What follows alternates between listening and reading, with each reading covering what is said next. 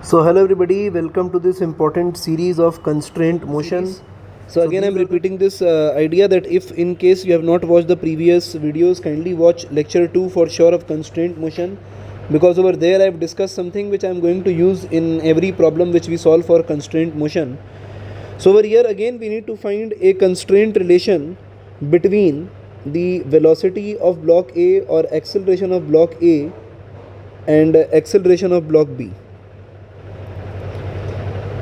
So if we begin with the tensional analysis, so we can start from here in this way, that if a tension T is responsible for driving this block in the forward direction, then eventually the tension in this connecting thread will also become T, and over here it will be 2T. So 2T will be in this direction, and over here we can, if we write the expression that 2T times magnitude of acceleration of A, which is in the same direction, and T multiplied by acceleration of B, which is in the same direction, is equal to 0, then from here we can definitely write that acceleration of A magnitude is equal to acceleration of B divided by 2. So this is the answer which we obtain directly using this particular equation, which we obtain using virtual work done method. There is one more method to solve this particular problem. So we can say that the total length of the thread remains constant.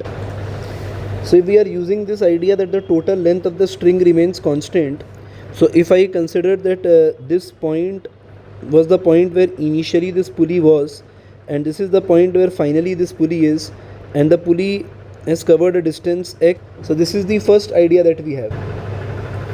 So now in order to accomplish this distance x, it is important that the block must have moved by a certain distance, let us say y. So if block moved by a certain distance y, then we need an adjustment of rope on this side also. So we also need a rope x on this side. So we can say that the block B must cover a distance 2x to compensate for this length of the rope and this length of the rope. So we can say that y must be equal to 2x, then only rope on the either side will be compensated. So we can say over here that acceleration of B, so from here we can differentiate and say that velocity of B,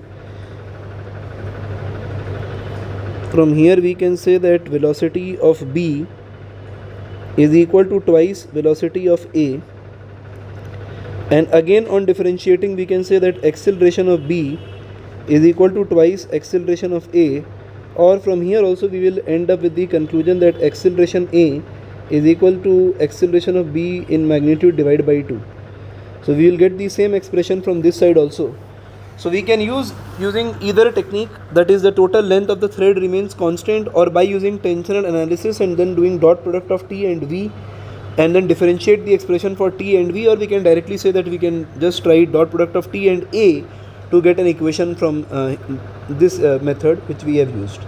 So the two ways by which we can solve this problem. I hope you understood both the methods. So let's go to the next problem. We will discuss problem 8 in the next video. Do like, share and subscribe to the channel. I hope you like the content.